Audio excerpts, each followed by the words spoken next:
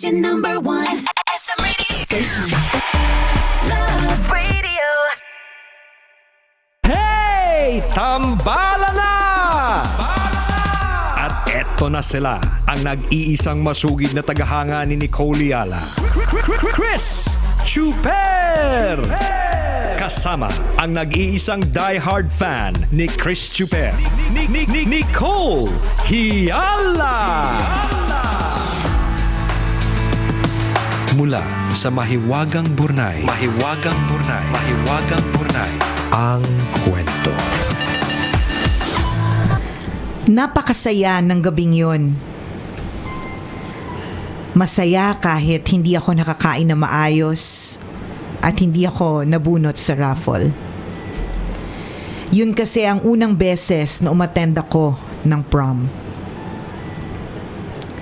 Nakakatuwang makita ang mga kaeskwela kong nagbago ang anyo dahil sa makeup at formal na damit.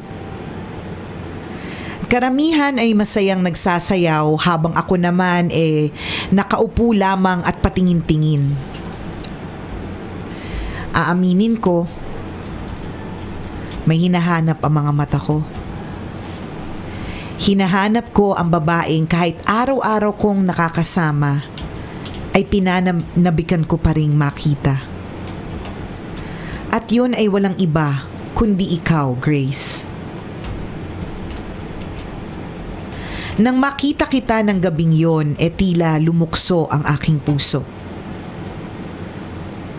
Noon pa man tinatangi na kita, ngunit mas lalong tumindi ang aking paghanga.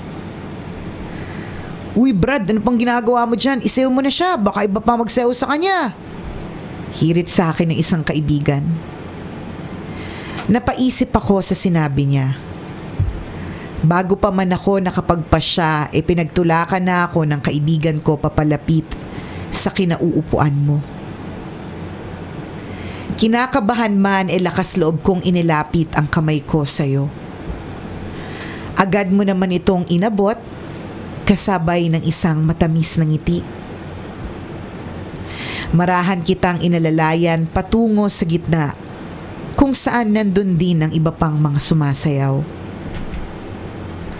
Ngunit pakiramdam ko nung gabing yon, walang ibang tao, kundi tayo lang dalawa. Kala ko hindi mo na ako isasayaw Ang sabi mo habang nakakunot ang noo.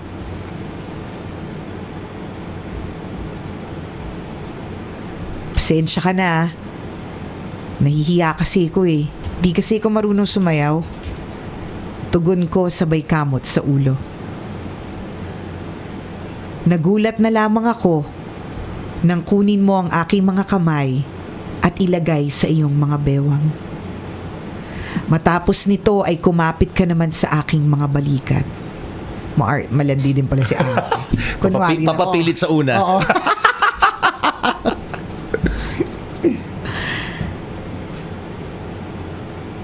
Nakatayo lamang ako, hindi makakilos at nananatiling nakayuko. Ikaw naman marahang humahakbang ng pakaliwa at pakanan.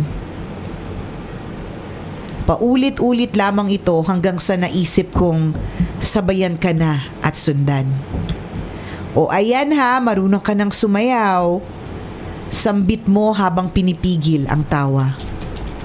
Hindi naman pala ganun kahirap. Nakangiti ko namang tugon sa kanya. Mula sa pagkakayuko ay dahan-dahan kong iniharap ang aking mukha. Tinitigan ko ang iyong mga mata at sa gabing yon, ikaw ang pinakamagandang babae sa paningin ko. Hindi tayo nagbibitaw. Walang napakialam sa paligid. Ang iba ay nakailang palit na ng kapareha. Ngunit hindi ako. Hindi tayo. Yes! Oh, hindi nga tayo. Pero matagal na kitang gusto. Nakontento na lamang ako sa kung ano ang maibibigay mo. Pagmamahal na may kahati. Pagmamahal na hindi buo. Ito ang katotohanang sumasampal sa akin bawat araw. Ngunit pilit kong tinitiis dahil mahal kita, Grace. Hindi ko na napigilang umamin habang isinasayaw kita. Ano ba tong nasasabi ko? Parang may sariling buhay ang bibig ko na tila itinulak ng aking puso. Alam ko, Will. Alam kong mahal mo ko. Yan ang sagot mo habang nakatitig sa akin. May biglang kumislap sa iyong mata gawa ng nangingilid na luha. Nagpatuloy lamang ang tugtog kasabay ng kabog ng aking dibdib. Lumalalim ang gabi at naghihintay lamang ako sa mga susunod na mangyayari. Mahal rin naman kita, Will eh. Pero mahal ko rin siya. At siya ang nauna. Ay. Yun, Lemeng. Kung alam ko lang na darating ka, di sana. Hindi mo na tinapos pa ang iyong mga nais pang sabihin. Ibinaling mo sa malayo ang iyong tingin. At nakita kong kumawala ang mga luhang kanina mo pa pinipigil. Di ko naman sinasadyang mahuli ng dating, Grace. Ang malungkot kong daing habang pinipigil ang luha. Nang marinig mo ito, bigla ka nang tumakbo papalayo. Nais man kitang sundan, para ako natigilan. Siguro nga mas makakabuti para sa atin na kalimutan na lang ang nararamdaman ko. Natapos na ang awit na hudyat ng pagtatapos ng gabi. Iginala ko ang aking mga mata para hanapin ka. Nakita kita sa isang sulok na namumugto ang mga mata. Bakit hindi ka pa umuuwi? Ang tanong mo sa akin. Gusto sana kitang ihatid pa uwi kung okay lang. Ang alok ko sa'yo. Hindi ka umimik. Tumingin ka lamang sa hindi kalayuan. O ano, Grace, tara na? Uwi na tayo? Patay. Ang sabi ng tinig ng taong mas nauna sa iyong puso. Aragoy. Durog my heart! Suntukan na to. Sabihan sa mga barkada, abangan sa labas. Isang ngiti lamang ang iyong iniwan bago ka lumakad palayo. Dito na nagtapos ang isang gabing hindi ko malilimutan. Alaalang kay sarap balikan na bahagi na ng nakaraan. Katuwang ng saya ay pait na hanggang ngayon akin pa ring nararamdaman. Sugat ng kahapon na ikaw ang dahilan. Oh, my heart! Ay, sakit! Sakit-sakit Oh, naman. sakit na. Parang pili ko talagang tinusok yung puso ko. Ang kwentong ito ay likha ni Israel Santiago, aka Midnight Dishwasher, isang tambalanista.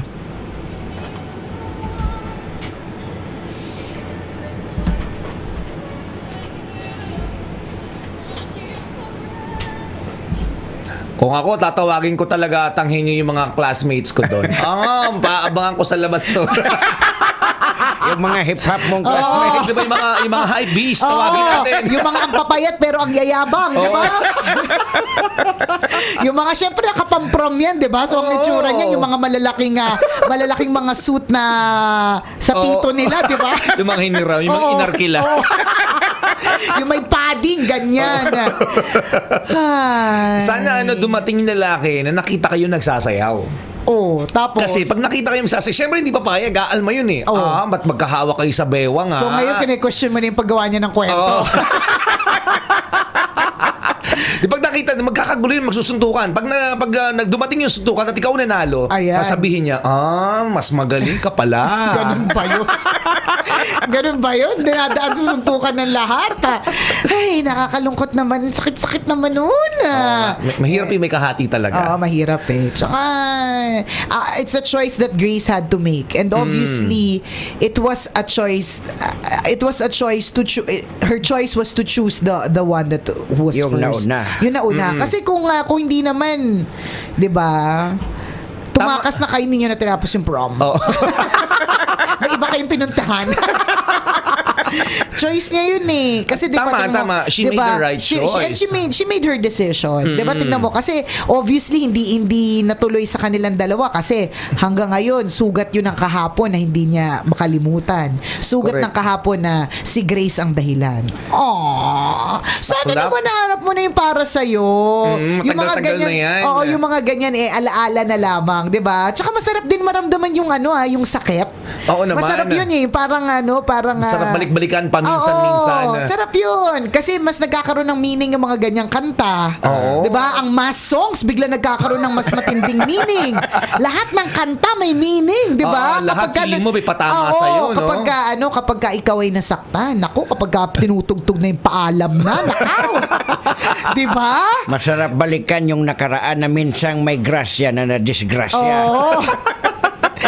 Wala eh, hindi na punta sa'yo si Gracia eh. Oo. Wali. Ang dami talagang ganap kapag JS prom, no. Diyan natin makikita yung mga classmates sa ating magugulat. Oh, ang ganda pala nito pag nabihisa. Gandang di mo inakala. Oo. True ka dyan. Oo, pag nagsuot pala ng magarang damit at nalagyan ng pulbos ang mukha, maganda pala to. Yun lang nakakapwisit sa ating mga lalaki kasi walang nag-iiba talaga. Sa babae, makikita mo may transform eh. Yun na yun eh. Tayo pa rin eh. Oh, what you see is what you get eh.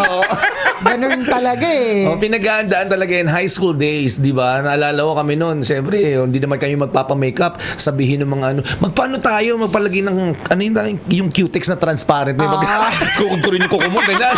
Kasi nga, JS, parang may kasalan sa probinsya, gano'n. Naka-nail polish na transparent. Yan. Tapos, pagdating mo dun, pula-pula yung Pula-pula. gilid. More violent. Nakakainis. Ang linis-linis ng mga kuko. Oo, makikita mo yung mga... JS eh, syempre. Oo, minsan lang sa buhay ng tao Yan yung time of the year na busy-busy mga manikurista, di ba? Pagpunta mo doon, magkikita-kita kayo sa parlor eh. Lahat magpapalinis ng kuko. Oo, pagdating sa JS prom sa hall, isa-isa itsura. Oo. Kasi isa-isa yung nag-makeup sa kanila. Yan yung mga yung mga tinetreasure natin kapag high school days, di ba? JS prom. Tama. Yan na yung time na talagang ilalabas mo na yung dos na diamond sa barahan. Yan, di ba? Ito na yung make it or break it na yung wala na tapos na yung crush mo, ito na yung aaminin mo lahat. Oo. Yung isasayaw mo na siya, this is it. Yung iba iinom muna sa labas para may lakas sa loob. Sarap balikan nung mga JS prom. Ito minsan nga pabonggahan yan eh. 'Di ba pag inihahatid yan eh. Susunduin mo yung partner mong babae. Oo. Pabonggahan. Sa probinsya wala, naglalakad lang eh. Oo. kahit 500 meters away yung bahay, ang hall medyo malayo-layo. Pag nag-tricycle, syempre yung iba nagda-tricycle, pero pag dumating ka na nakakotse sa baba ng hall, taray ka bongga nun. ka. Alam nakahiram ka, may mga tito kang mayayaman, Yan, gano'n. diba? Meron kang nanay nagtatrabaho sa Hong Kong. Oo. Yan. Ganun pag JS eh. Pero meron din naglalakad. Oo, bunga, pinagmamasdan din yung sa kali, naglalakad, magka-abrisyeteng ganyan. Oo, mga Pagdating ng babae sa hall, ang kintab-kintab. oily na. Ang kintab-kintab ng ilong. Oily na. Those were the days, di ba? JS prom, mga kaibigan. Tapos may competition din yan eh. Ang dami mo alam. Oo. Wala akong ma-share eh. Wala akong masyadong Mukhang marami kang experience sa JS prom. Parang lagi kang ini-invite Oo, lahat isasayaw mo talaga yung mga yan. Yung mga magaganda mong classmate na crush mo, isa-isa mong isasayaw yan. Saan ba yung mas naging memorable sa inyo? Yung high school o yung college na JS prom? May college ball ba? Hindi ko matanda. Grad ball. Grad Grad ball. ball meron. Hala, ang tagal na kasi hindi ko Oo. matanda. graduation ball. Pero ako high school. Ako feeling ko high school. Memorable because may mga nakakayang mga pangyayari. Sa alimbawa, sinundo ako meron akong crush na Atenista. Oo. Tapos siya yung partner ko nung prom ng Ateneo. Okay. So alam mo, nadaan lang sa tukso ganyan kasi pumayag. Nadaan sa bayad. Nadaan sa ganun kasi ang pogi nun eh. Nabuyo.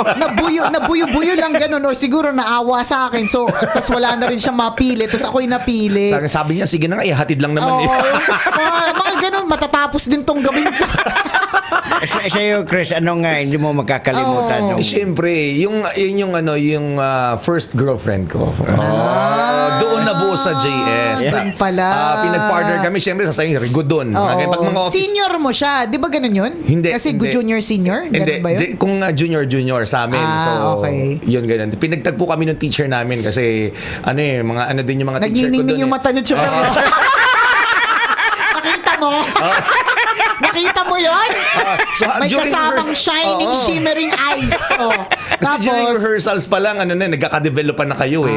Yung araw-araw kayo nagpa-practice ng sayaw. Rigodon nga eh. Tapos may appreciate yung ganun-ganun. Di ba? Yung mga rigodon ganun. So, Rigodon ba tawag doon? Oo, rigodon. Oo, tapos? Rigodon di amor. Yan. Ganyan. Yan yung mga sayawan. Doon nagsimula. Oo. At tapos nagulat ako. Ang ganda pala pag naayusan. Pag naayusan. Oo. So, doon na in love. Doon ka na nag-propose sa JS. JS. Oo. Kaya hindi pala kaya pala unforgettable. Okay. Sa akin, hindi naman very unforgettable. Di Bakit? naman. Dahil, Kasi after naku, tagal na nito. Buti naalala mo pa. After ng JS namin, nag-inuman doon sa bahay ng teacher namin. Okay. Yung kinaumagahan, namatay yung teacher Ano namin. ba yan? Bakit? Binangongot. Ang hirap na.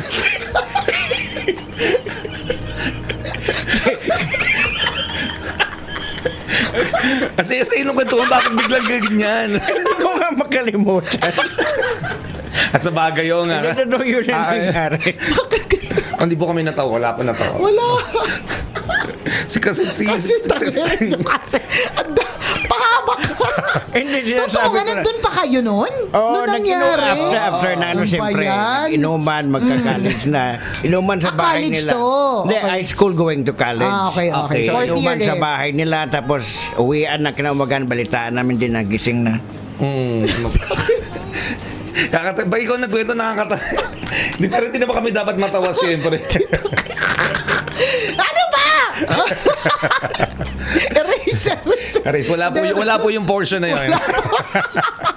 Hindi, sa madaling salita, there are lots of stories, Yes. diba? Si Chupe, si Tanghenyo. Pero sobrang saya na. Hindi, Oo unforgettable naman. yun ha. Sobrang Isipin mo, saya talaga it was a namin. night of fun and then the next day it was tragic. Tama. Yun yung talagang pinakamasarap. Maganda yung naging partner mo nun. Hindi ko ka Minsan kasi surprise yung ginawa sa amin noon, except sa mga officers. Pag hindi ka officer, kunyari nasa kabilang kwarto yung mga babae, sa kabilang kwarto yung mga lalaki. Surprise! Surprise! Tapos isa-isang palalabasin. Tapos, kung kanino matapat. Kung kanino Hindi, matapat. sino mag-assign? Yung teacher namin, mga teacher namin. Okay, So sila nagde-deliberate parang ganun. unang lalaki lalabas sa pintong ito, siya magiging partner mo. Sa kabilang side naman, o kung sinong babaeng lalabas dyan, o So hindi mo choice. Paano Hindi mo kung may choice. girlfriend ka o kaya may boyfriend? Okay lang, wala naman eh. Ang partner lang naman yun. Kung sino susunduin o papartneran mo pagdating doon. Ganun. O, yun ba? Siguro baka hindi maganda, hindi ko mahalala eh.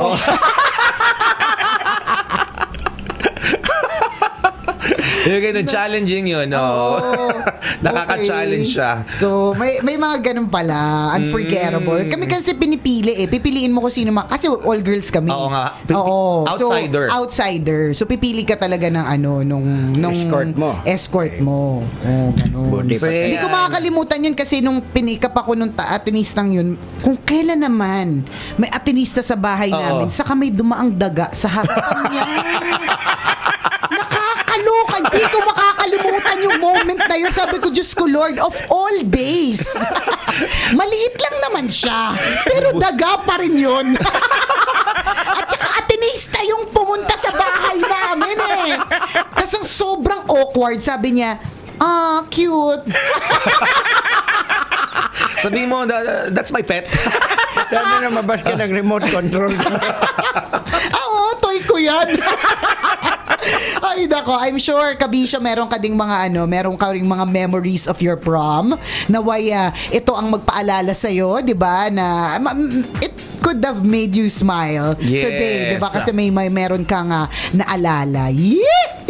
Sarap naman. Ipa-experience yun po sa mga anak ninyo. Oo, huwag niyo silang pigilan, ha? Pag sinabing, Mama, malapit na po yung JS namin na February po. O sige anak, paghandaan natin yan. Yan, di ba? Go. Good morning and happy listening. Birthday ngayon ni Rosie Kayako ng Don Mariano Subdivision, Cainta, Rizal. Happy birthday! Pati na rin kay Ma'am Tita Cristobal of Rizal Poultry, ang kanilang AVP of Sales, si Ma'am Tita. Happiest birthday po sa inyo. Thank you for tuning in. Galing kay Ate Meren. Also, belated happy birthday kay Ginoong Logie Mayor, Uy. ang isa sa mga kagalang-galang na technician ng Love Radio Lucena. Happy birthday! Kaya Logie, happy birthday! Salamat sa pagtutok. Si Ate Dang, pinapabati niya ang kanyang apo na si Sabrina Caroline Regalario. Happy birthday din!